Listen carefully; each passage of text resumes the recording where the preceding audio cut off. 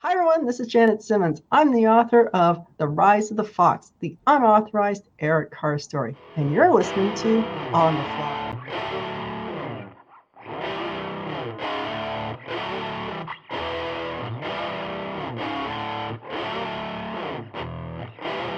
You are listening to On the Fly.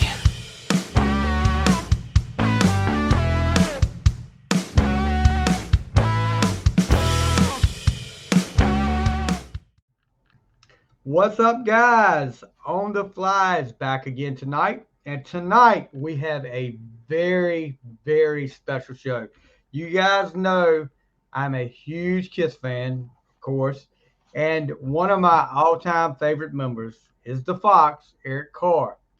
Well, you can't find a whole lot of different things about Eric Carr out there. I mean, you read the books, you see the videos and stuff, but there's not a whole lot of in-depth information. Well, I am pleased to tell you that has changed because with us tonight is the author of the book, The Rise of the Fox from 1950 to 1982, Miss Janet Symmons. And I'm telling you guys, this book I used to be a really, really big reader. And I did, older time, you don't have a lot of time to do it anymore and all this stuff. But let me tell you, when I found out about this book on the Eric Carr Revealed Facebook page, which you can check that out too if you want to keep up with this stuff. I got the book on my Kindle. I breezed through it in no time, guys. And I'm telling you, my personal experience, you will feel like you are sitting right there with Eric the whole time. And with us tonight, like I said, is Miss Janet Symmons. Miss Symmons, welcome to the show. Thank you, Stevie. It's a pleasure to be here and talk about Eric.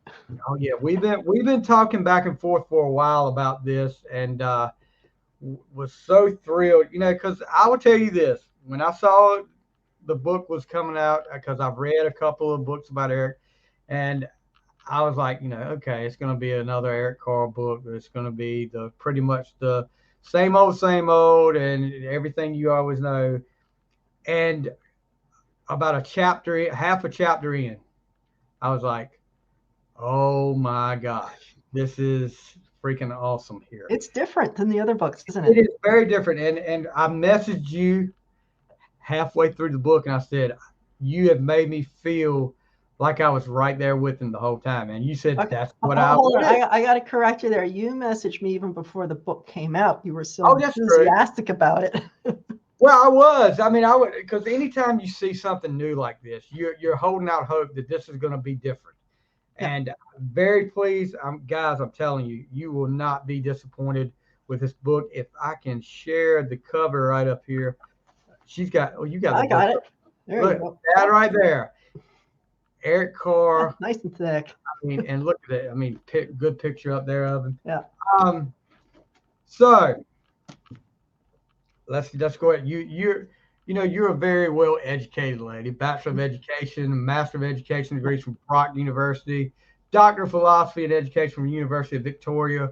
Yep. So you know what you're talking about. I know how to research, and I think Exactly. that's what gives me an edge over perhaps other people, because I'm trained to look at huge data sets.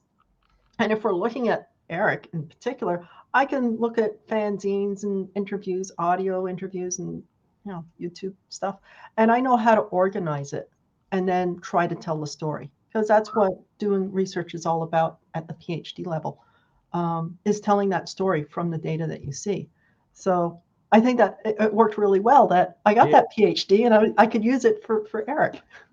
Exactly. So, of course, we talked about this before we started recording.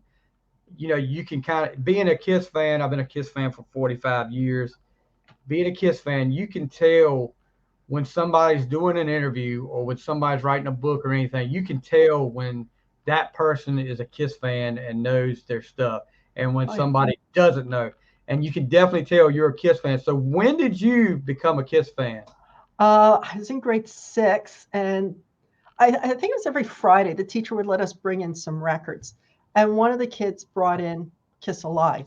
and my eyes just went bold. They bulged out, and you go through the book, and it was fantastic, and the gatefold, my tongue's hanging out. I'm going, this is great. I was into Elton John before that. So, he had the big glasses and the theatrical stuff, so it was a really easy transition to get so enthusiastic about this being even bigger and better. I missed, I don't know for what reason, I missed Destroyer. I don't know what happened to it. And I got straight into Rock and Roll Over. And they were playing it a lot on the radio at the time. And Dr. Love, Calling Dr. Love, they were playing that all the time. And I just bought that, and then the album, and then more albums. And it's just this roller coaster of got to get more, got to get more. And then, of course, the merchandise and everything. So I would say I've been listening to KISS since 76, I guess. Wow. And, I started in 78. So I did start the year. I know I was a KISS fan when Phantom came out on TV, because I cut short. I made my mom cut short a trip. We had, the school I went to was right across the street from us. We had like a big time fall festival, and I made her cut that short that night because I had to get home and get ready for Phantom of the Park. Because back then you didn't have a VCR. It came on once. That was it. That was all you got to see, and I was not going to miss that. And what did you? I was the same way. I didn't want to miss it either, because I'd never seen them move before. Right, I'd never seen them live. I'd only seen the pictures in the magazines. It's not like you had YouTube or any of this stuff back then. It was an event. I'll tell you a funny story. I can't remember if it's 85. I think it was 85. We got our first VCR for Christmas. And the next night, I'm sitting up late. It's like 11 o'clock. The news is on, and I'm going to, I had like cassettes I was listening to and all this stuff. Well, about 11:15, back then CBS had like a Friday night movie. At 11:30, and they did the commercial came on for it coming up next, and it said KISS meets the Phantom of the Park. And I was like, blank cassette, VCR, record. I wore that freaking VHS out. I broke the tab off of it, and I said, nobody records on this. But yeah, KISS has just been a big part of my life, and I know a lot of people. I've had some people tell me, said, well, over 45 years, your likes should have changed as you've grown up to a man. I was like, well, yeah, what's wrong with liking KISS? There's plenty of people that like KISS in their 60s and 70s. Give me a break. But yeah, huge fan base. Who's your favorite KISS member? Oh, I think that's Eric. I don't have to think twice, do I? Now, get ready to say, okay. Okay, I look at KISS has been together for 50 years, right? Right. And to me, I call them off ramps and on ramps. And my on ramp was either Alive or Rock and Roll Over. But my off ramp happened in 1991. So basically, anything that happened, Revenge and afterwards, that I couldn't get into it. I tried a few times, with Kiss My Ass and things like that. And it was like, they lost me, absolutely lost me. So yeah, to me, the golden age for me for KISS is up until 1991 and everything before. Okay. But Eric is still my favorite. Right. Hands down. No doubt about it. I've got one of my prized possessions over here that I'm looking at it right now is the McFarlane doll. Oh yeah. Carr doll. I made sure I got one of those. So I got my Eric Carr over here. Favorite KISS album? My favorite KISS album is Creatures of the Night, and second one would be Alive. Creatures, of course. Eric comes back on, you talk a little bit about in your book about the elder, recording the elder, and which I love that part of the book, because he's like, what are we doing here? And to see, to hear it talk about, he went and said, maybe we shouldn't do this. He had the guts to do that, knowing that, okay, I'm new, I'm not really one of the original three, but then to come out with Creatures and just with that amazing drum sound. And everybody says, well, Vinnie Vincent said KISS, but no, Eric Carr said KISS with that drum sound on Creatures of the Night. Well, even if we go back to we'll look at what you said there for Eric Carr saved KISS. when he auditioned for KISS, it came down to him and Bobby Rondinelli, who went on to work with Blue Oyster Cult and Black Sabbath. Rainbow, sorry, not Black Sabbath. Anyway, so what would have happened if Bobby had gotten that job instead, right? Would it have been the same band? Would the Elder have sounded the same? Would we have had that connection? Because Eric was very fan oriented. He wanted to reach out to the fans. He wanted to sign autographs and talk to people. He was very much that way. And some people have said that he's like the heart of the band in that respect, because the fans really love him. Had it have been Bobby, it would have been a totally different interaction. And I'm not disparaging Bobby whatsoever. No. He's just a different person. So anyone who had stepped into Peter Criss's platform boots or sat on his drum throne, whatever you want to call it, would have made the band different. And we just got the Eric Carr version of it. And I think that's a great version of KISS. Definitely a great version. You talk about him relating to the fans so much. Matter of fact, tonight when I was eating dinner, I went on YouTube and just put Eric Carr in just to get myself, into it. And there was a interview he did on Seton Hall Radio from 1988. And he arrived late, and he was like, he said, you know how he liked to joke. He was a jokester. He kept blaming his chauffeur for getting lost. He said, which he got lost, but then he said, and it took me like 20 minutes to get in from the parking lot here because there's like 200, 300 kids out there in the parking lot waiting to see me. And I'm sure he was signing everything they put in front of him as much as fans. Yeah, there's never a shortage of Eric Carr autographs out there because he'd sign everything. Yes, and to see, I forgot what home video it was, where the guy made like a scale version of his drum kit. Oh, that was in France. Yeah, that was Paris, 1988, summer of 88. Right. September, hang on, it's coming to me, September 8th, 9th, or 10th, something like that. In Paris. I know nothing, right? I just yeah, it was a scaled version in Paris, and that was the day after the concert.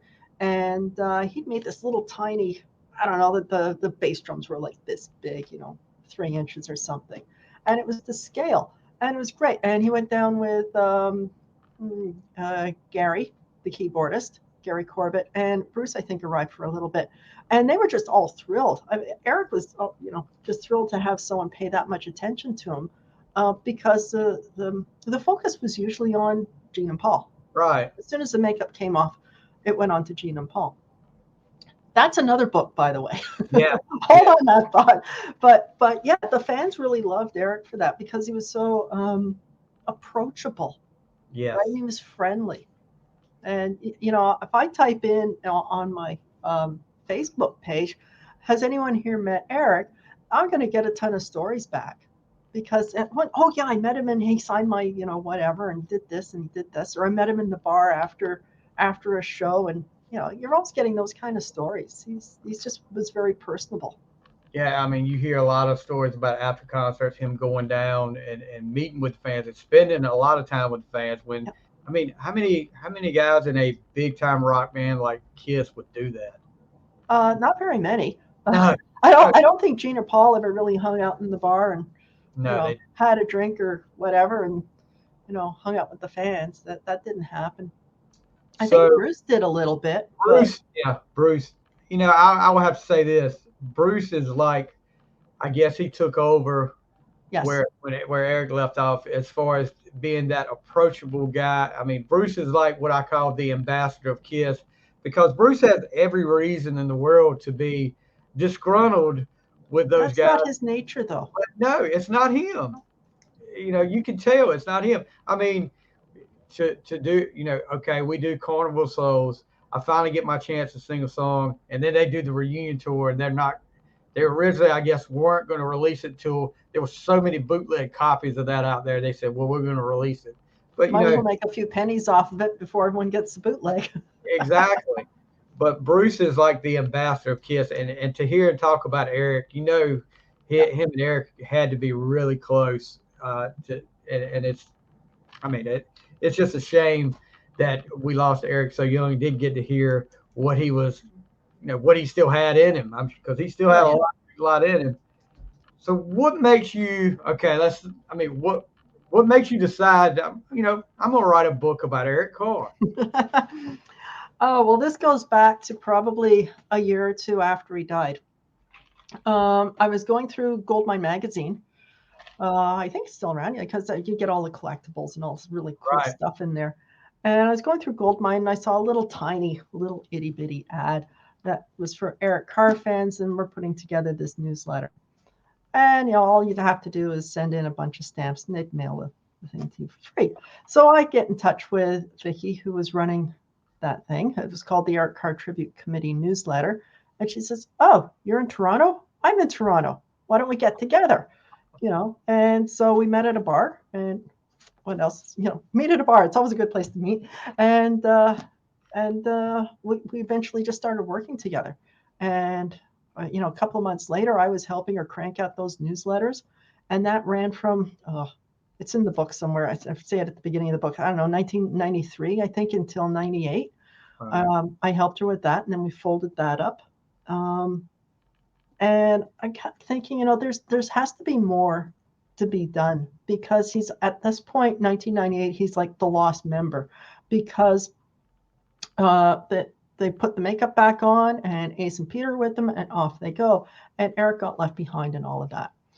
And at that time, the internet was really starting to explode a lot, and people were, fanzines were folding, so people were starting their own websites for their favorite artists and things like that. So I started one in 2001, 2002, something like that, called the Eric Carr Information Center. And it was just photos posted. And I post 5 photos every week, because we didn't have Facebook at that point, right? So, and I started to meet people, and I started to connect with people like Bruce, and I met Mark and other people as well. And that's really started the ball rolling, because now I had access to these people, because we didn't have social media then. It was just this email exchange back and forth. And I thought, I can put something together. This needs to get done, because the story isn't out there. And it's a fascinating story, because I learned so much about Eric doing that newsletter. Vicky had done several interviews with Bill Aucoin, some of the people from the Cellarman, John Walsh, who is Eric's former drum technician from the Hits era.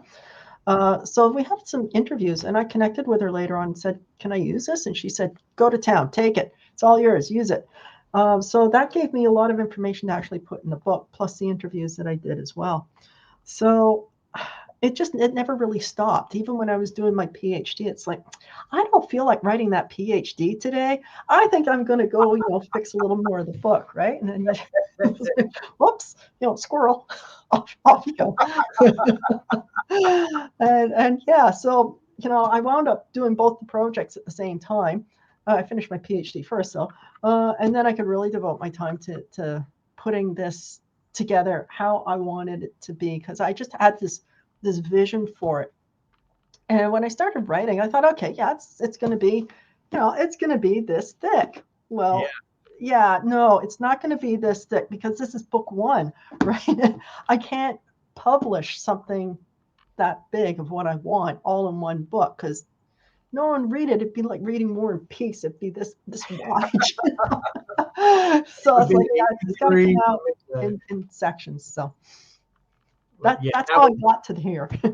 Well, yeah, 50 to 82, and the way you started off, you start off with the him sending in his stuff for the audition, the orange envelope that stood out, and how he went through there and coming down to the last 2, feeling like he had a good shot at it, and then.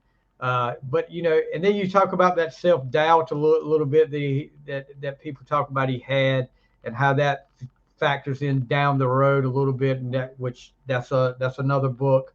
But and then getting it and going from like a stove repairman one day, trying to make a living, doing these nightclub and doing all these different bands.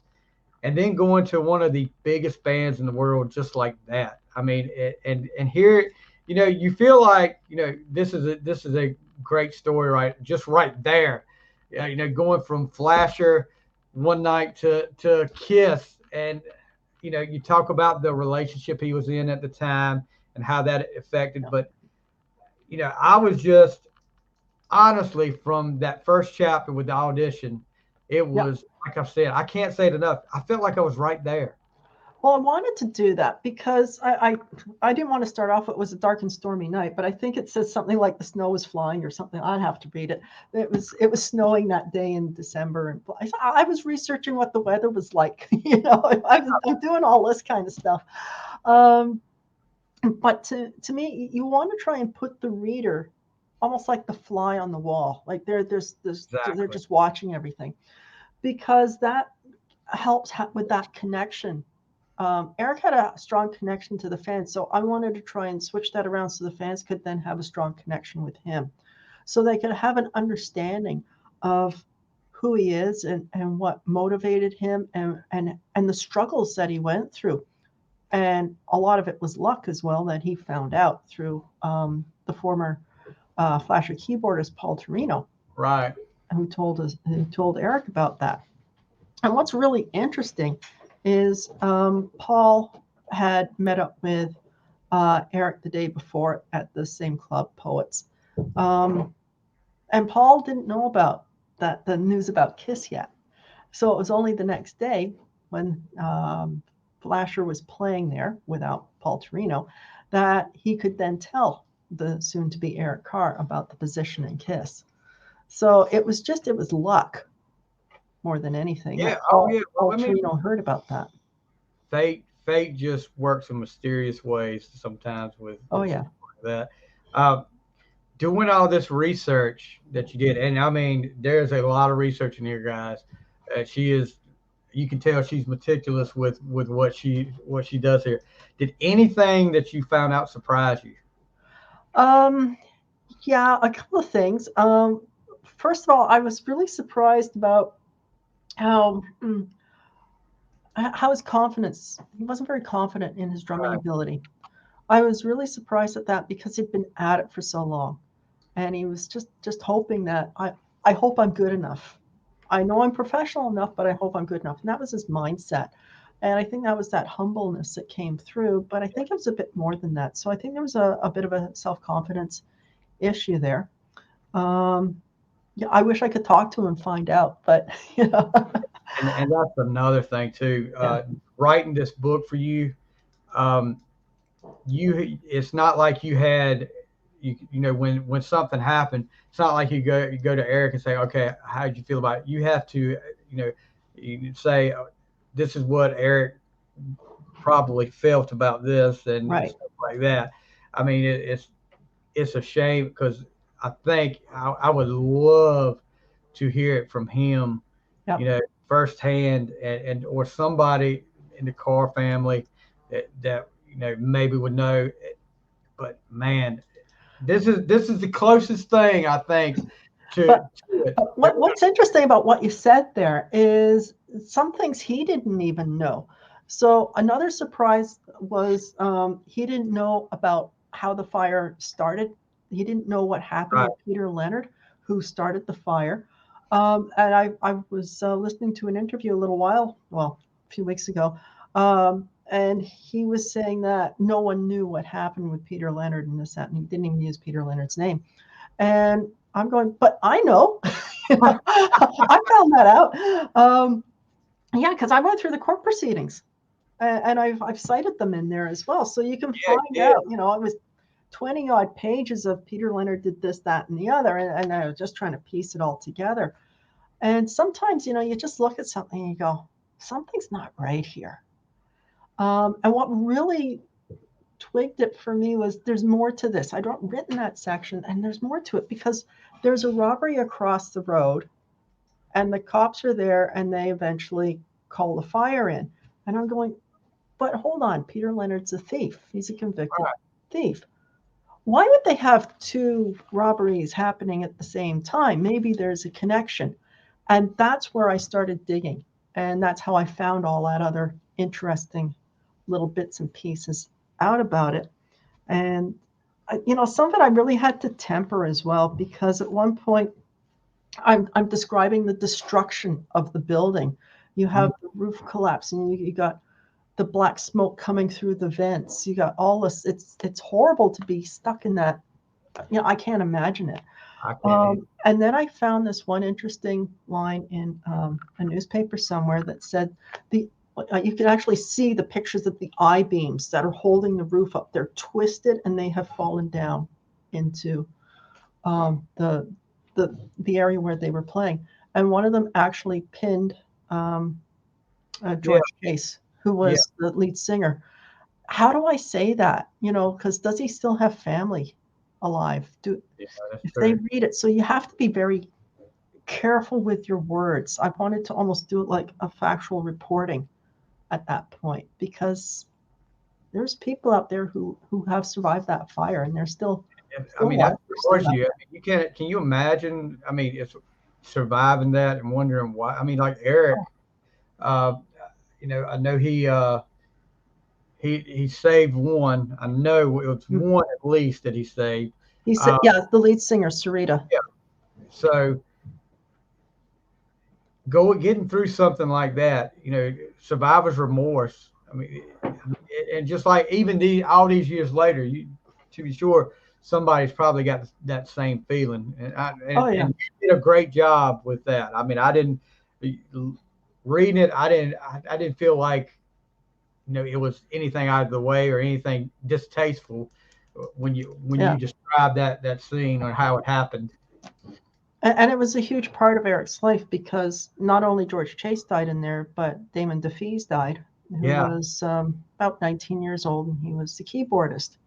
I got an interesting story for you here, though. Okay. So I'm writing this section up, and I'm looking through this, and I'm going, I have two spellings for Damon's last name. Sometimes it's DeFees, and sometimes it's DeFries with an R. I better go looking, right? So that's what I got to do. I will go looking. And I went down this rabbit hole, and I came up with, I found out that David DeFees is his brother, his younger brother, and David DeFees is the lead singer for Virgin Steel, which is interesting. Yeah. And I also, later on, you'll find out in book 2 that Eric actually went to see somebody in New York when they were looking for Vinny's, I was going to say Vinny's replacement, Ace's replacement. Right. And he actually was looking at a guitarist who was playing for Virgin Steel at the time. So I've always wondered, did he know that David DeFees, that he is seeing on stage, is Damon's younger brother? Wow, that's a good question. That's a good question. Yeah. Yeah, but like you said, we'll never know. Yeah. And another thing, we talk about when he got in the band, and you stress a lot that they wanted to make him feel like he was not like a hired gun, but he was a member of the band. But a lot of what you hearsay over the years is he, with that self-confidence, did he ever feel like he was good enough to be considered like a full-fledged member of that band? And I don't know. I don't see. I'm like you. Eric's playing. I'll tell you this. I did a show not too long ago that had my top 10 favorite music videos of all time. And I'm talking about going across all genres. In that top 10 list was Forever by KISS. And the main reason was the way Eric plays the drums in that video. And I mean, because you could tell, and anytime he played, he was totally into it. It was no taking off. Just like, and I take this story, if it's sick as a dog, and gets out there and wants to be in that God Gave Rock and Roll to You video. And I mean, years later, watching the video, you don't really tell, but then when you see the picture of him and his face, it didn't look good, but he was still going to be out there because that was so important to him. That's another book, but he just gotten through chemotherapy. I mean, that was 2 months. No, it was a month before that. He just finished his chemo. But my thing is, some of the times in that book, when you talk about, am I good enough and like that, I just, maybe that was his driving force to make him get better all the time. But I was like, when I was reading this, I was like, how in the world could Eric Carr think he was not a good enough drummer to be considered one of the best drummers out there at that time? Yeah, I don't know how to answer that. I mean, I wish I could talk to Eric and say, so what was I going do on in too. your head at the time, right? But when he started with KISS, he was a hired. He had an employee number. I have the employee number somewhere in the book. I mean, he was a hired hand, um, and I can understand why. You got this fresh kid straight off of the street, basically. He has no credibility at that level, at the KISS level at this point. Um, are we going to give him a quarter of our empire? I don't think so. So I can really understand why they did that. Well, it wouldn't be a quarter because Ace and Peter still had theirs, so it, Yeah. divvied up even more. But they're not going to do that. But I think that once he got comfortable, and it was a little bit later on, because going into the Elder, it was his first time in the studio. Well, really, it was the second time in the studio with KISS, because KISS went into the studio in Sydney directly after their last show in New Zealand, and they did the overdubs for the Inner Sanctum. So really, Right. it was only the second time in the studio, but he didn't have to do any overdubs or anything for the Inner Sanctum. That was a little guitar work and background vocals. So he goes into the studio for the Elder, and he doesn't really know what to expect. You have Bob Ezrin, who Bruce described him as a referee, complete with a whistle around his neck kind of thing. He's like the referee, or you got to do this, right? Not the referee, the coach. Sorry, you got to do this, right? So he didn't have that much leeway with it. And he mentioned that he did not like the sound of his drums on there, but he had to have them like that because that's what Bob wanted. So in many respects, Bob was very a controlling person. He knew what he wanted, and he was out to get that. And that's perfect. That is what a producer is supposed to do. But they're also supposed to bring the best out of the people that they work with. And you can look at the Ted Templeman book. That's a really good book. Ted's book dives into how he wound up producing, I don't know, the Doobie Brothers, Nicolette Larson, well, obviously Van Halen, and a whole bunch of other people in there. And it's all about pulling out the best of the artists. And when you're talking about the Elder, it's such a controversial um, album for KISS and KISS fans. You got to look at everything, that the dynamic, the context that's going out around at the time, because Bill said the guys did not want to record. Who are we going to get to do this? And the name he came up with was Bob. And I always question, why didn't you go to Eddie Kramer? I mean, look what Eddie did for them. That was fantastic. You look from Ace, from Rock and Roll Over. Yeah, that was great Ace music. album. I mean, come on. Yeah, I would have gone straight to Eddie and said, help us out, because he even did the KISS demos, right? Yeah. Right back in 93, 73. So yeah, I would have gone to Eddie, but they chose Bob. And I think Bob was having a lot of personal issues, and he was having he admits, drug problems at the time. But I think he also stole the playbook from what he did with Lou Reed. It sounds so much like what he did for Lou Reed's Berlin album. He wanted to set it up as this landscape, this concept, this play is what he wanted to do with Lou Reed. But now with KISS, he wants to do a movie, Music from the Elder. Right? So there's so many similarities. I'm always kind of wondering, gee, was he really thinking about this, or was he just going by, oh, this worked last time, or maybe it didn't work this time, maybe I'll try a better version of it this time. Bob's a great producer. I mean, I love his work with what he's done with like Alice Cooper. Did fantastic work with that. Welcome to My Nightmare and all that. It's really good stuff. But the Kings are a Canadian rock band, or were. I don't know if they're still around. And they had a song called Switching to Glide that had come out, and it was all over the radio up here in Canada. I don't know if you guys heard it down there a whole lot, but no, okay. But they were pretty big up here. So Bob was then called in to do another round with the Kings. So he was divided between two studios, and he's working on both at the same time. So that's also a problem. They're both using the record plant's mobile truck unit. I don't know how they worked out the finances for splitting that all Yeah. this cost. It's like they're one after the other. And in Paul Stanley's autobiography, he said, well, Bob would just take off. Well, yeah, now we know why, because he was taking off to work on the Kings album. And prior to working with KISS and the Kings album, he also worked with Murray McLaughlin, who was a Canadian. He's more like folk singer kind of thing.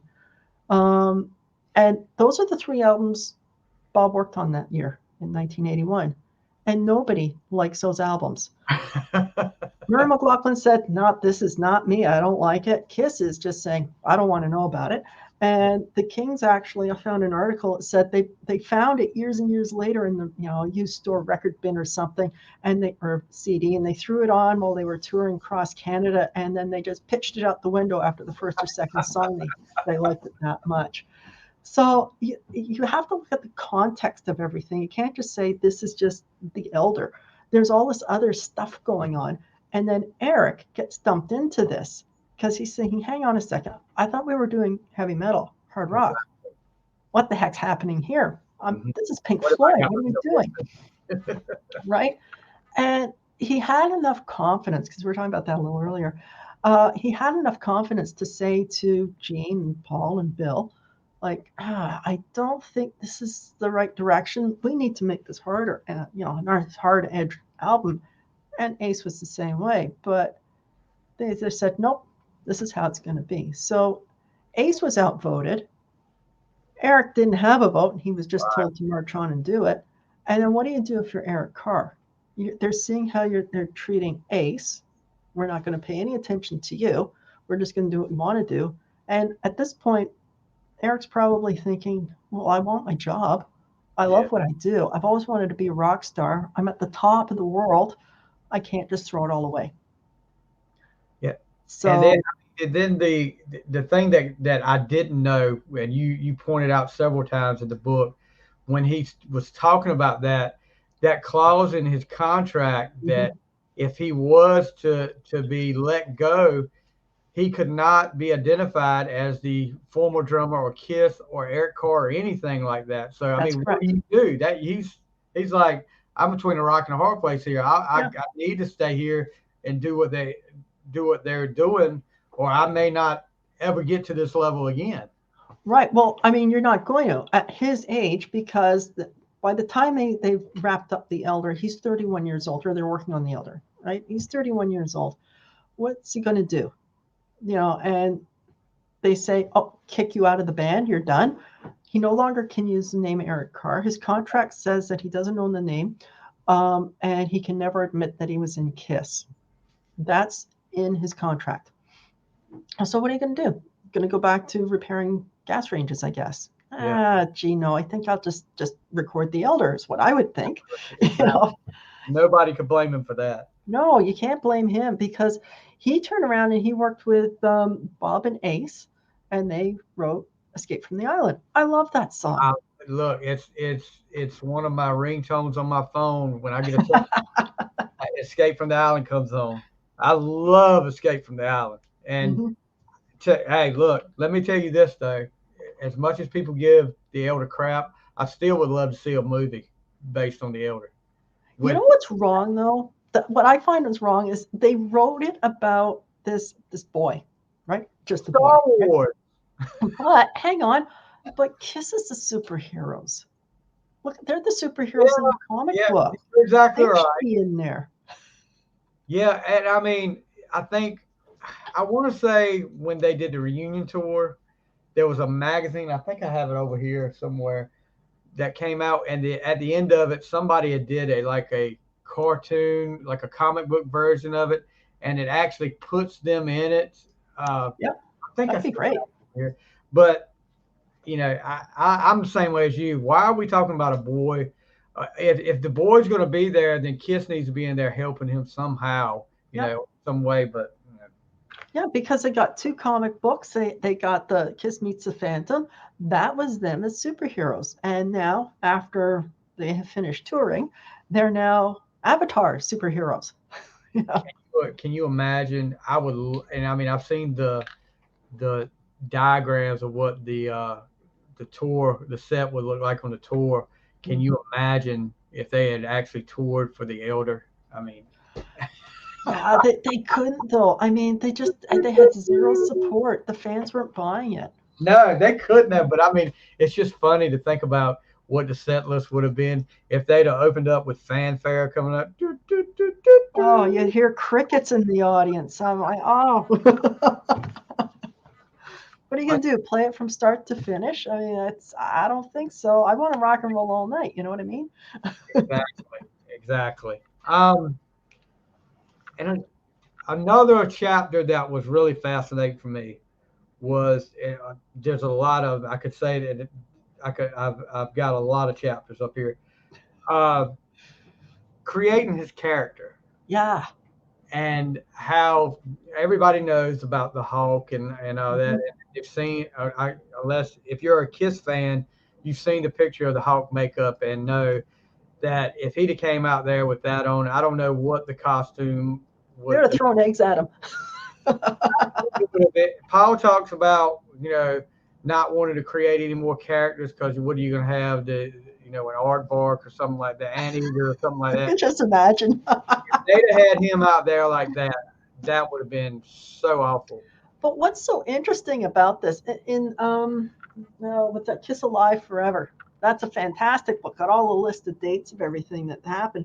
But also in there is where you find out that even before they had hired a drummer, even before, they're in the middle of auditions, they're joking about who should this character be. Right. So they're creating a character for the drummer. And to me, that just flies totally against what KISS stands for. Because their personas are their inner selves, right? Like exactly. Chris is the cat. They always said that when they created the characters themselves. It's like Gene with the whole horror thing. Paul always wanted to be a superstar. Yep. Peter with the 9 lives, and of course Ace with space. He's out in space anyway. But so how can they create this ahead of time? And going into book 2, and I know I shouldn't do that, but they did the same thing with Vinny. They were designing his stuff for him. What are you thinking? That had to be my least favorite of the makeups there with the Ankh Warrior. Yeah, that was just wrong. That was weird. But okay, and I go back to the unmasking of KISS, and I know going ahead a little bit, but the comment that Eric got when they talked, this is Eric Carr, and they said KISS is his first ever band, and I'm like, even hearing it then, I was like, okay, there's no way KISS has got a guy that has never played in a band before and is their drummer now. But you go through all these bands that he was in. All the bands he was in from 1964 all the way through. Guys, I'm telling you, if I was actually on the phone with a friend of mine in New York, this was last Saturday night, and I was telling him I was doing the interview with you this week, and I was telling him about the book, and he was looking it up, and I said, I'm telling you, you did not realize how many bands Eric Carr was in before KISS. I guess he was being kind of sarcastic. He was like, well, I thought KISS was his very first band. Like, no. But he and I was telling him some stuff about that. I'm sure he's ordered that book. So he's well, Eric was he was Paul Carabello then, but in the 60s he was in the Allures, was his first band. But then in 2 versions of the Cellarman, and the only reason they kept the second Cellarman is because he had it already printed on his bass drum, and he didn't have the money to change it, right? And then then he was in Smack, and then he was in something called Things That Go Bump in the Night. And how the heck you fit that name on flyers is beyond me. I don't think they'd say that on the radio back in the 60s. Coming up next, Things That Go Bump in the Night. Oh, that's just so wrong. Anyway, but he got something out of it, I think. He came back with he learned he got more into that harder edge stuff. He was playing a lot more cream and things like that, which they didn't really play in Smack. And uh, What was what was gosh, and I don't remember the name of it. sounds like, looks like. The disco band that he was playing in. Oh, okay. Yeah, okay. So he was in this band in 1976 called Mother Nature, Father Time. It was really just iterations of previous bands that he was in. So still a couple of band members in there from The Fire and all that, but that was in 74. So in 76, he's in this band called Mother Nature, Father Time. And they get hired on, when was that, 77, 78? Hired on to be Greg Diamond's touring version of the band Bionic Boogie. And Bionic Boogie, that album was doing quite well on the charts. But Greg Diamond was basically a session guy. And he wanted to stay in the studio and he wanted to create, which is what a lot of disco artists did at the time. You would have one hit, and it was all a producer's medium. Even if you're going to talk about, I don't know, like the Village People, that was producers who were creating that. I mean, the Village People had the personas for it, but the songs were not theirs, right? It's all done by the producer. So they start touring then as Bionic Boogie. And they go up and down the coast. They go from Detroit. There's some mention of them also playing in Canada on a TV show, but I can't track that down. Can't track down the date or anything. So they did go north of the border and all the way down to Florida. They spent a lot of time in Florida. They played Tomorrowland and a few places down there. They were on TV several times. So that's interesting as well, because at one point, Bill Aucoin said, "So, do you have any publicity photos out there?" And he goes, "Nope." Hey, and it was true. So your photo or anything's out there, and so he just slid right over. Yeah, my face has been in the paper in 1974. Okay, so the hair was all the way across. You couldn't really see his face. Whatever. And yeah, but then he's been on TV, on national TV. I mean, the focus wasn't him. It was probably in the background. I can't find it anywhere on YouTube. I looked too. I did. I looked up about Bionic Boogie as soon as I read that Well, chapter. no, because that's Disco Magic was the name of the TV show. That's it. Right. Yeah. Yeah. And I looked everywhere, and all I could find out is it went into syndication after a while. And I'm going, oh, that's even more bad news, So, but yeah, so I'd like to track that down to see if you can actually see him somewhere in the background. But yeah, so he fibbed a little bit. We'll just say that. Can you imagine though if he had told that, we probably wouldn't have had Eric Carr at KISS though. Oh yeah. Oh, I've been on TV. Yeah, I've done this disco show. It's been all the way across the country. I've done this. I've done that. I've been in the newspaper, but I'm still good for KISS. Yeah, that's just so not going to work. So another chapter that was, I'd heard over the years about it, but you really went into detail with this as far as how it happened, what caused it, and I'm talking about the nightclub fire at Gulliver's, and what I mean, because you really go into it about the fire starts, how it started, they've got why it started between them, and a lot of people can't tell. They go on stage, and one of the things I didn't understand, you made a comment about that, was why the nightclub owners made it the band had to go up there and tell the people, okay, there's a fire, you need to get out of here, and everybody's looking around. Well, we don't see any smoke or anything.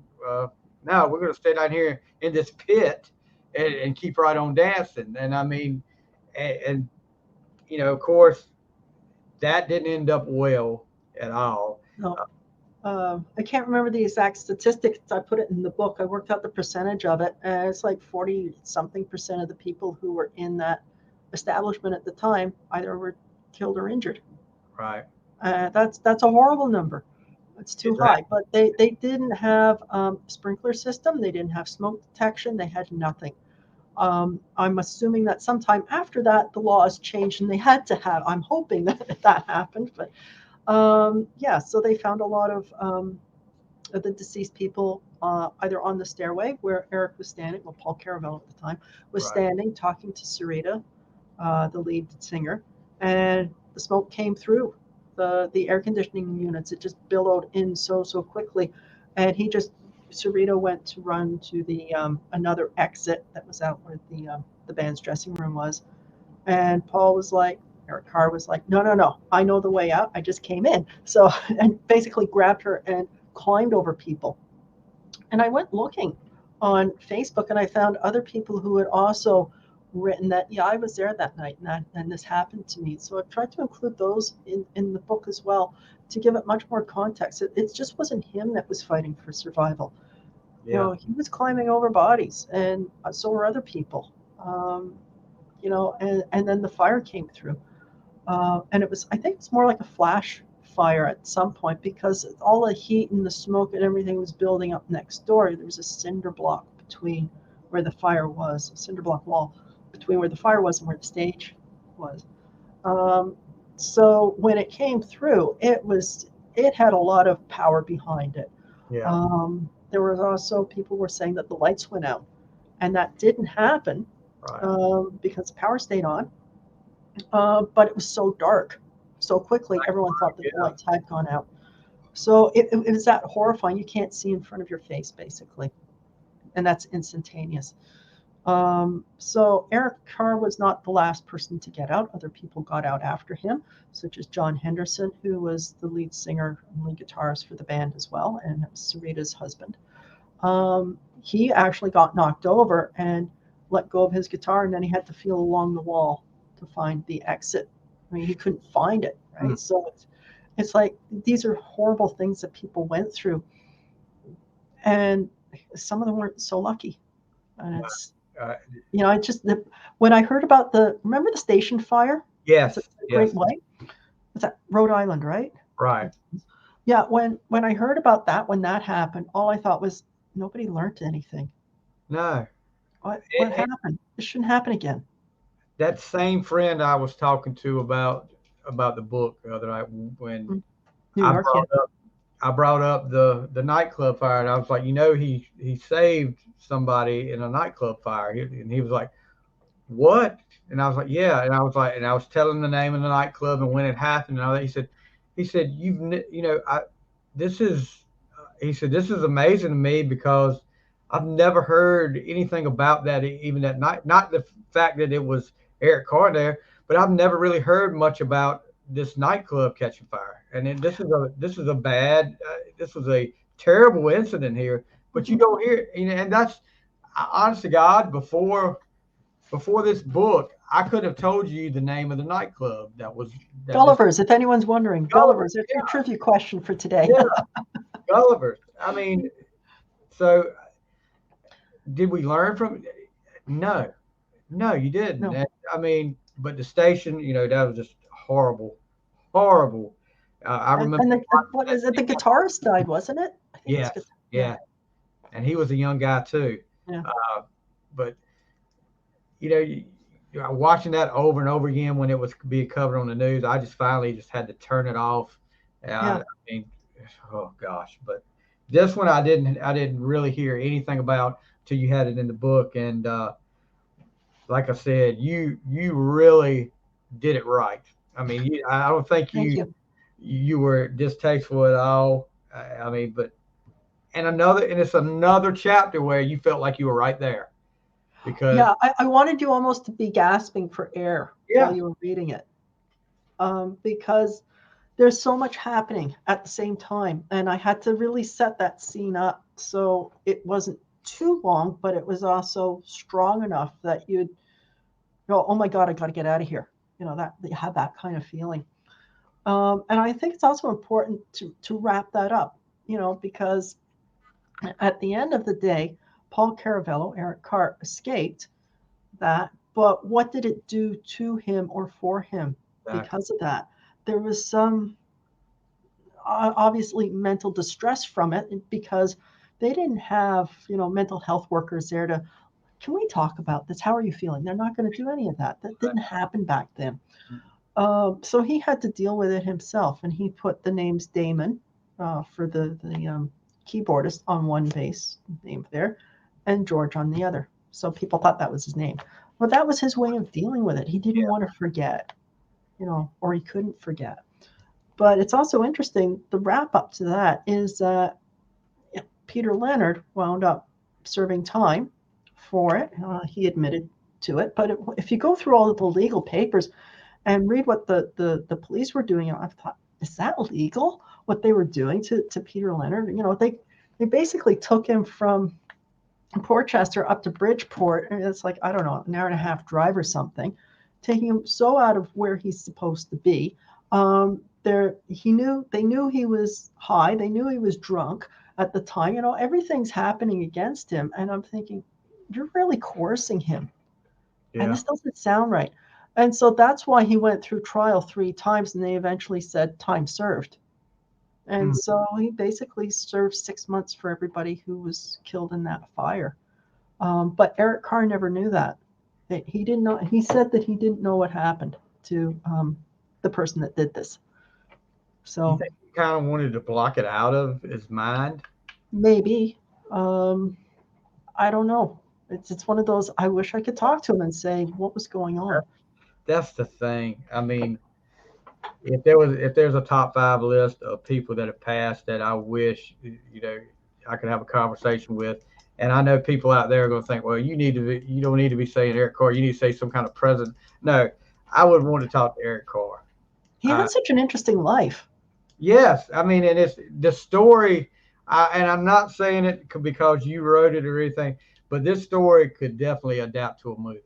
I mean, and it would be a good movie about a guy. I mean, I can see it right now. A guy, it starts off a guy there working on a freaking stove in New York in the 70s and goes plays with his band at night and then finds out about this audition and you go from there. I mean, and the way you did it too, the way you did it when you started off with that, and then it could be like, well, he's thinking back to how he got to this point when he's at the audition, how he got to this point and goes through all the bands and all of that, the stories like that. It would be a great movie. I promise you. The problem with that, I agree with you. It'd be a great story. It'd be a great movie.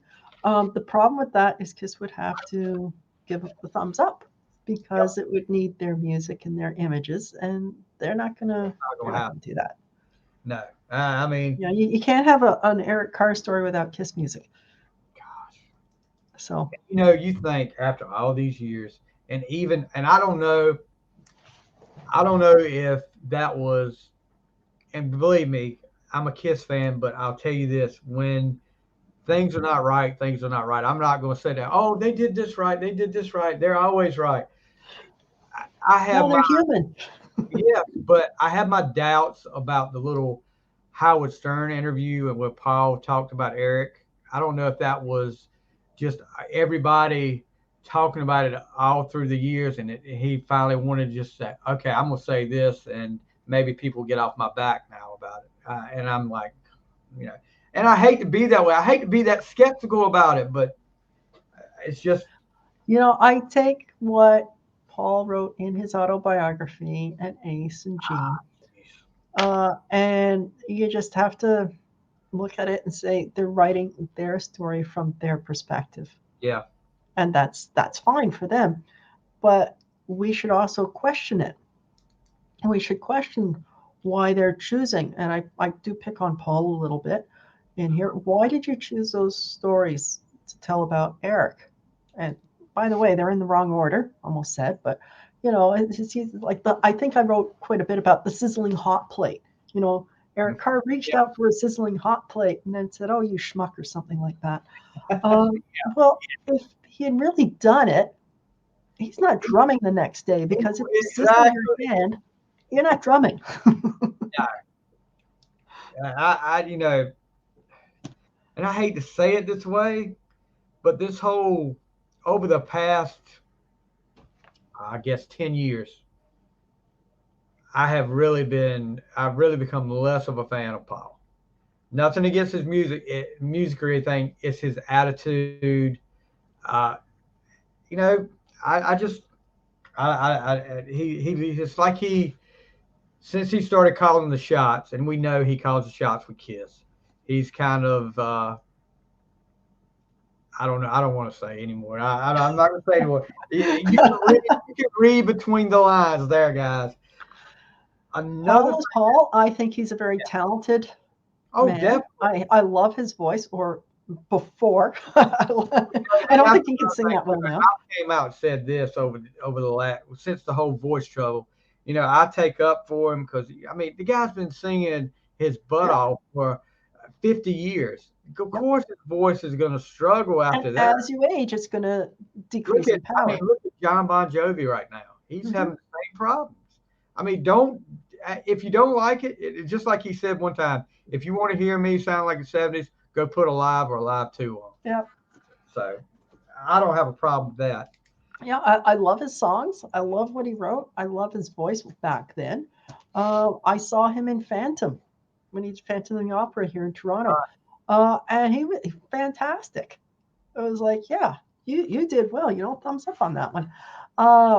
But am I a Paul Stanley fan now? If he were to do a solo tour, I wouldn't go and see him. But I saw the '89 tour. But I wouldn't see him now. Yeah. And that I'm sure that solo tour will figure into another book of yours because that kind of had an effect on things. That's another book. Another book. That's my favorite saying with you, isn't it? That's another book. Well, because I'm ready for the next book. I mean, I'm already ready for it.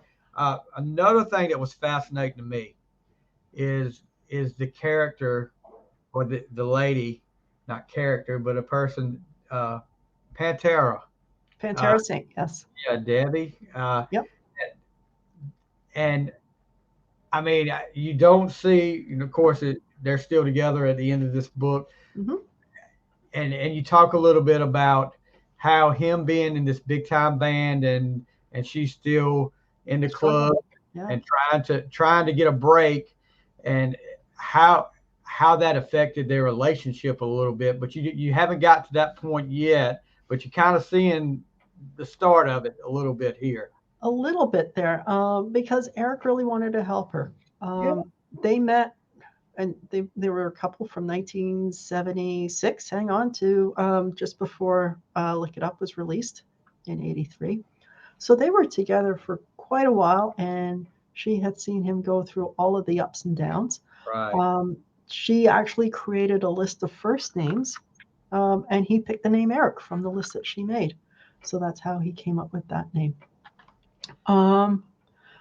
But yeah, Pantera is very talented. I've heard her sing. And if you look hard enough, you can find her on YouTube. I just listened to her tonight, by the way. Very talented. I don't think she is currently active in the music industry. She's a very private person.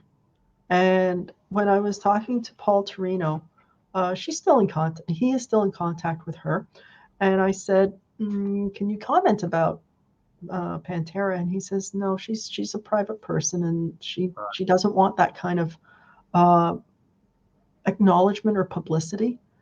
And that's fine. So all I can do is write about her from what I know, these little gems that I have found along the way. But it seems like they had a very solid relationship. I didn't find anything that was rocky. And even after they broke up in 1983, they remained friends. I've seen parts of Eric's Daytimer from 1985 or 86, and it's got her name in it, going out with or send flowers to. And, so they were very close. They remain lifelong friends. That is the name I hadn't heard before this book too. So, and anytime as a diehard KISS fan, this book, I mean, I know there's probably some that are more diehard than I am, but anytime I can find out new information that I didn't know before, that's a plus. And let me tell you guys, if you are a diehard KISS fan, Eric Carr fan, I mean, even a music fan, you will love this book. And there's connections in here as well, because I was just thinking while you were talking about Pantera, because she was in a band called Hooker at that time. Yeah. what a name. Okay, I don't Yeah, know, but they she wasn't thrilled about the name. I don't think so. So they were doing everything. They're playing Judas Priest cover songs, and I'm going, why isn't Paul Caravello in this band? This is his stuff, right? Exactly. But the last name is totally escaping me. James. He's currently the bassist for. Lomenzo. He Thank plays you. White Line and he plays for Megadeth now. Yeah, plays for Megadeth now. So yeah, he was in the band with Debbie or Pantera, Saint. And he actually had a few memories that he shared on his website about, yeah, I used to, Eric used to drive me to band practice or whatever, something like that. It's like, Yeah. and then he winds up, James wound up playing for White Lion. Yeah, White Line when they did the Pride album. Yeah. Yeah, and so I saw them when they opened for Ace in his 1987, his first Yeah, that tour was for when Fraley's they Comet. Pride. Yeah. But at that time, or sorry, after that, he goes on to open for KISS. I can't remember off the top of my head which tour that was, but White Lion opened for KISS. I think it was Crazy Nights. So it was kind of like, hey, how you doing, guy? I remember you from before I was Yeah. famous. It just killed, thinking about him and I haven't seen an up-to-date picture of him. Thinking about him in White Line and now thinking about him in Megadeth, and I'm like, you've really gone from one side to the other Yeah. there. Yeah. Oh, he's fantastic bassist. He is. So next up, you give us a little preview of the next book, Drums of Thunder. Drums of Thunder, because to me that's what it's all about. He was the And- Drums of Thunder, particularly with Exactly. With Creature, right? So I end the book with a preview of the next one, and it starts off with, gee, I think I better go find, or help the band find a replacement for Ace, and we are also in the studio. Oh heck, there's a whole lot happening here at the same time. Start Yeah. writing some good songs, guys. That's what he's hoping for. Yeah, and you just got me when I started reading that. I was like, and it ended. I'm like, oh come on, that's so good. Because I'm just like absorbing all this stuff, and I'm ready. Because let me tell you, like I told you, and you said, well, it's probably going to take you a little bit longer reading on the Kindle than it would on the regular paperback. I was like, nah. If I get into it, I'm not going to put You're it not down. putting it down. There was one night I sat there, because the older I'm 50 years old now, and if I make it past 9:30, I'm lucky. I work early in the morning, but there was one night I was like, okay, I'm gonna just read this chapter, and then it kept getting so it was just like, okay, I'm through with that chapter. Okay, I And you just keep put it down for a second, and I'm like, okay, I'm gonna read another chapter, and then it just kept going. But so when can we look forward? Have you got an idea of when we can look forward? I'm looking at this time next year. Oh, wow. So I am trying to get a couple of people. I'm trying to get a couple more interviews with some people that aren't usually talked to. So that's who I'm chasing after for the next little while, to fill in some more gaps, because to me this is a project about filling in gaps.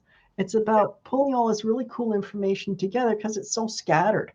It is. It's on a YouTube here, and it's on a fanzine there that's crinkly and old and falling apart in my hands kind of thing, and it's just trying to pull it all together and you go, hold on, there's a gap here. How can I fill this gap? Who knows the answer to this? So there's a couple of interesting things that I'm working on right now to fill in some gaps and really dig into this time period where Eric's drums really, they take control of the band and at a different level, because with Creatures you got this really huge, deep rumbling, reverb and compression all rolled into one. It's a fantastic sound, and I dive into that. I dive into his drums, and I did a lot of that in this book, all the different drums he played. Mm-hmm. So if you're a drummer, you'll probably get into that as well. Right. And then I get into the electronic stuff as he progresses as well. So that's the next book.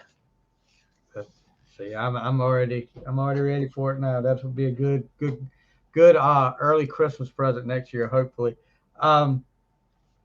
I want to talk a little bit about what I found out when I was going on here, because I haven't written my review yet. I don't know if they'll let me write my review with it until I get the book.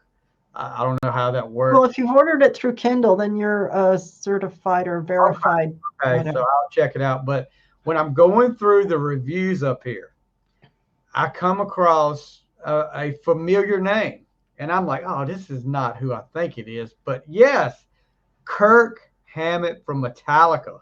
Yeah. And it's got the verified, because I was like, okay.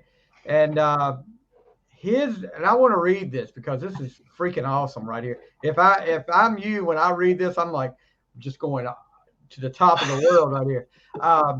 This is his review. I was disappointed with previous efforts to document Eric Carr's life.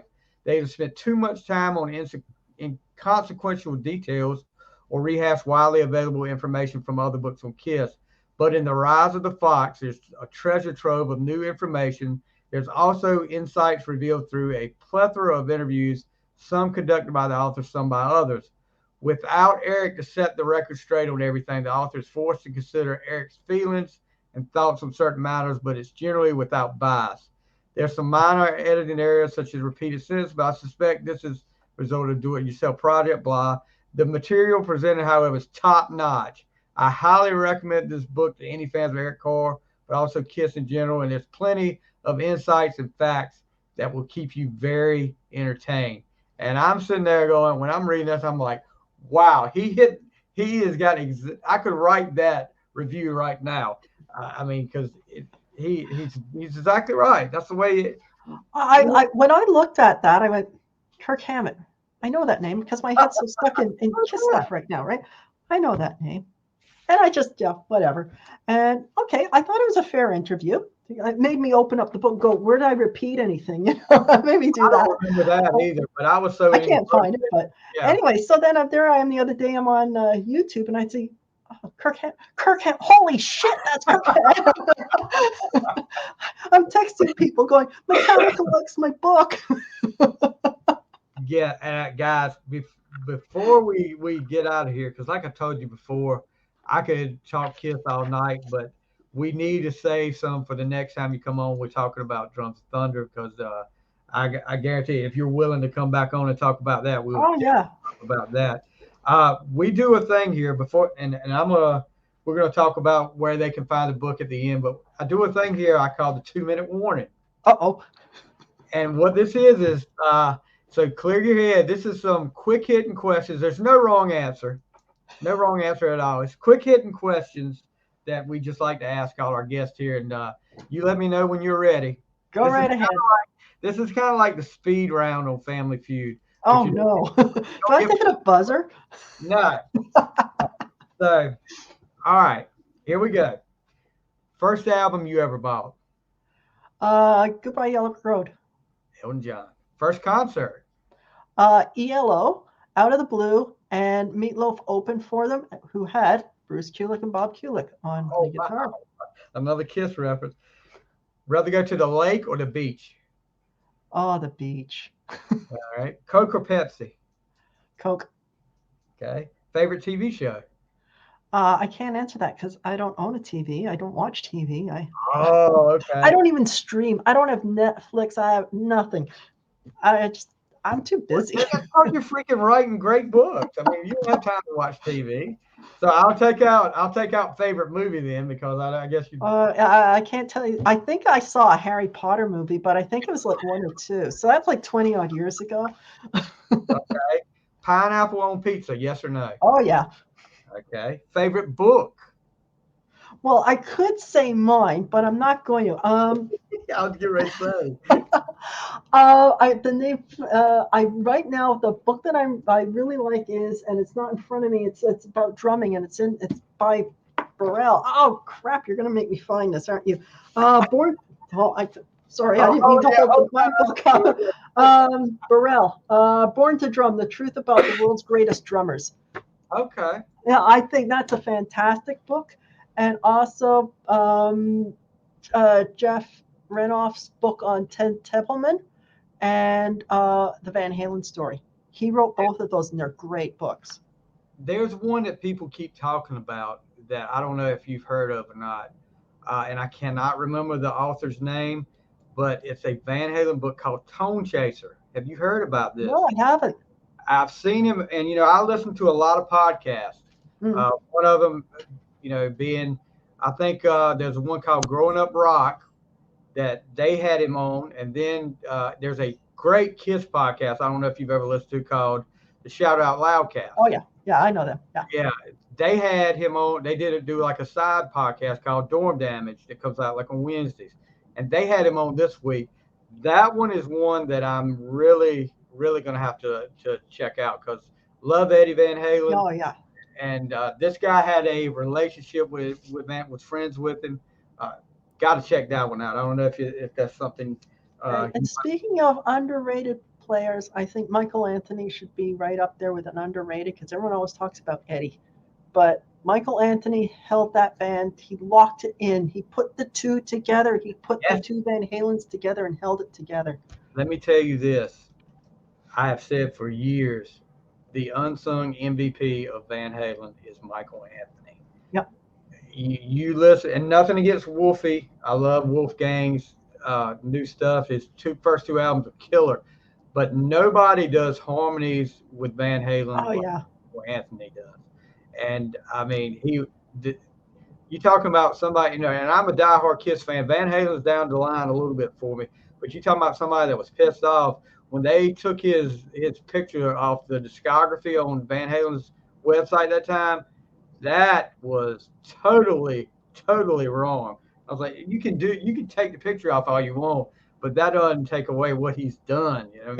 Nobody's gonna forget that. But, it's almost like they're trying to erase him, and I see similarities between him and Eric and how their legacies in the bands that they were in. Just getting ready to say, and I don't know the situation, but the T-shirt from the Unmasked era that they had, because they've got the Unmasked stuff on there, and the drummer's face is blacked out, and I'm sure that's something that we don't know about. That's probably legal stuff, but I mean, I so wanted it. When I saw that shirt, I was like, oh gosh, this is gonna be an Unmasked shirt. It's got Eric on it. Then I saw that, I was like, well, KISS doesn't own the rights to the makeup anymore. yes, that's the thing. That's why when they put out the figures, the Creatures of the Night, but they were really dressed in the Unmasked, the McFarlane stuff that we were talking about earlier.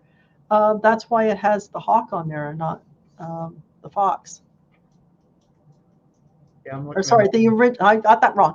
I stand corrected. It was the original fox, not the hawk. I got that wrong. Okay, sorry. Yeah, I was going to say that doesn't look like it. Whatever. Anyway, okay. Gee, I sidetracked. I'm sorry. The 2-minute warning has gone to like 5 minutes now. Favorite song? I Love It Loud. And right between that, look. Oh, that's the shirt. Yeah, okay. All I saw was the KISS stuff. I didn't see anything below that. Yeah. And last but not least, if you could go back in time to any music event, concert, or whatever, what would it be? I saw Creatures of the Night when it came to Toronto in January 1983. I could just park myself there for a few days. See, that's one thing. I'm from a small town. We've got about 90 people here in North Carolina. So the closest concert venue at that time would have been like probably Raleigh, North Carolina. And that's about an hour and a half away. And I can't see my mom and dad taking me to see KISS as a 9-year-old kid. And, I can see my dad going, yeah, I'm going to sit here and listen to Creatures of the Night for an hour and a half. But it was such a great set list. Yes. And all I remember about that concert is it had a dark feel to it. And I've seen KISS before or afterwards, right, when Eric was playing. But it had a different feel to it. The tank and everything. Yeah. When I saw them do it, the tank again and Lick It Up, it was like it felt brighter. I don't know how else to describe it, but Creatures had a really dark feel to it in concert, and the songs that they played, I Want You and all that other stuff, was great. one of the best set lists out there. I think if I had to pick the best set list that they did, it would probably be from the hits. Yeah. Because So many people say that too. they did a little bit of everything there. Yeah. I mean, they took the old stuff, the new stuff, some more old stuff, some more new stuff. And I think that was probably the best set list they had. Still waiting for the off the soundboard, if that ever happens again, to do a hot the shade version of it. But you know, it is Yeah, what but it is. the Detroit show's out on YouTube, so I mean that's pretty good sound. Oh yeah, yeah. I mean that's fine, but you know I'm a freaking I guess what they call a kiss tard. It is. I've got to have a collection because I've got my vinyl collection over here.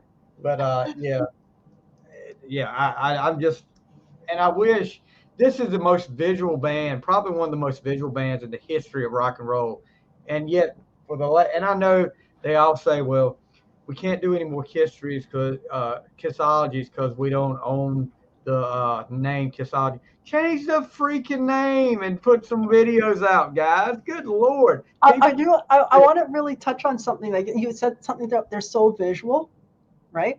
Right. But that's why I'm going to show you, like the cover, Yes. right? It has these. Where are they?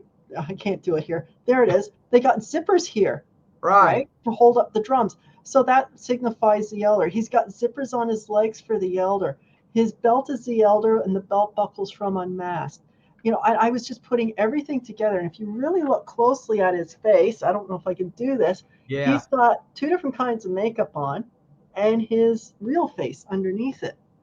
Oh wow. And that's that reveal part. And because KISS is such a strikingly visual band, I knew I had to have a cover that spoke about all of the aspects that were in here in the book. So it couldn't just be the name, Eric Carr on the front.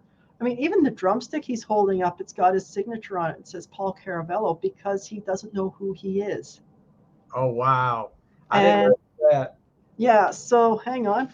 So in part one, I've got the two drumsticks there, and one has Eric Carr's signature on it, and the other one has Paul Caravello's signature on it, because he doesn't know who he is. Right. So I really was trying to be very meticulous with it, because I think that if you're going to do a biography and do it justice, you have to look at all of the details. And Yeah. KISS fans love the visuals, they love the tactile. Yeah. And so you really have to cater to that. And I love that kind of thing myself, right? So Me I'm just too. trying to put out a product that, people would want to hold in their hand and be proud of and go, that's really cool. How did you do that? And let me tell you, after reading this book, I told you, and you really looked out for me. You said, gave me the heads up that the paperback was going on sale. Yeah. On Amazon, and picked that up. I can't wait to add it to my collection over here. Yep. And also to do a little something to help support you, and hopefully, well, not hopefully, but I can't wait to see the next book. I will be Okay. pestering you up and down to give me a release date between now and then. I can't give you a release date. I am aiming for November of next year. I can't really say anything beyond that because it all depends on Right. when I can get those interviews, if I can get them. But also, you just mentioned Amazon. It's going to be released in Barnes & Noble. You'll have to order it because I don't think they'll stock it in the stores. But that'll be sometime in January. And it's also going over to Apple Books also in January. So it's just getting wide release. That was my next thing. Where can we find the book? You guys hear that? Currently, it is on Amazon worldwide. Yeah. Check it out, guys. And if you want to keep up, check it out on Eric Carr Revealed on Facebook, or you can check it out Janet Symmons, and it's .ca, right? Yeah, well, I'm in Canada, so. Right. But yeah, I'm on Facebook a couple of times a day, posting stuff about Eric. So Eric Carr Revealed on Facebook, and yeah, you can interact with me there. Send me a message. Tell me your favorite Eric Carr story, whatever. Look, I'll tell you, and I don't know if we talked about it while we were while we were recording. Not we talked a little bit out there, but seeing him on the first time on Kids Are People Too, him coming out with that makeup on, and I was just like, oh my gosh, this guy is awesome. And I mean, he didn't let me down all through the years. You know, you see how, like you said, how fan oriented he was. Yep. And he was a jokester. That's what I like too. I mean, because even one of my favorite things to watch is the Exposed 2 outtakes when he's backstage in the dressing room and he's talking about it's Bruce Kulick's water, and I mean he's just doing silly stuff like that. And like they talked about the Man of Voices when he does him and Paul and Gene do the whole Beatles thing. Yeah. That, you know, just never met the guy, but I can honestly say he just seemed like a great guy, and just a shame to lose him as early as we did. That's one of my regrets, that I never met him, because I would have probably sat there and talked to him forever. And he was like, I'm trying to pick you up. No, I want to talk to you. Don't you know there's going to be a book out in 20, 30 years? I want to talk to you now. I'm going to be writing a book for long about you. But anyway, thank you so much for coming on. And you know, I've kept you up here for an hour and a half. Oh, my pleasure. I can talk to you forever about Eric. He's such a fascinating person. And you know what? I really appreciate that you reached out to me way back, and I think it was June or July, a few months even before the book was released, and you're going, hey, there's an Eric Carr book? Tell me more. Yeah. And I was like, you've been so supportive. I really appreciate that, Steve. It's fantastic. Anytime you got something, I don't care if it's KISS, whatever. Anytime you got something you need to push up here, let me know. We'll get you on here. And thank you. And more importantly, thank you so much for your attention to detail and what you did on this book, because like I said, and like Kirk Hammett said, there's a lot of books out there that don't put this attention to detail. Yeah. And it's an important story to tell that doesn't get told about a great guy like Eric Carr. Yeah. Thank you so much for doing this book. And I cannot wait to see part 2. And hopefully we'll have part 2, maybe part 3, whatever. But thank you so much for taking your time out of your busy schedule to do this, Miss Janet. You have a great night, guys. Check her out. The Rise of the Fox, 1950, 1982. You can get Amazon. Yeah, right there. Great cover. If you're a KISS fan, you know you got to have it. So check her out on Amazon. Soon to be on Barnes & Noble. You can find her at Apple Books too. But yeah, I'll be on Apple Books sometime in January as well. All right. Thank you so much, Miss Janet. I hope you have a great night. Same with you, Stevie. Thanks so much for having me.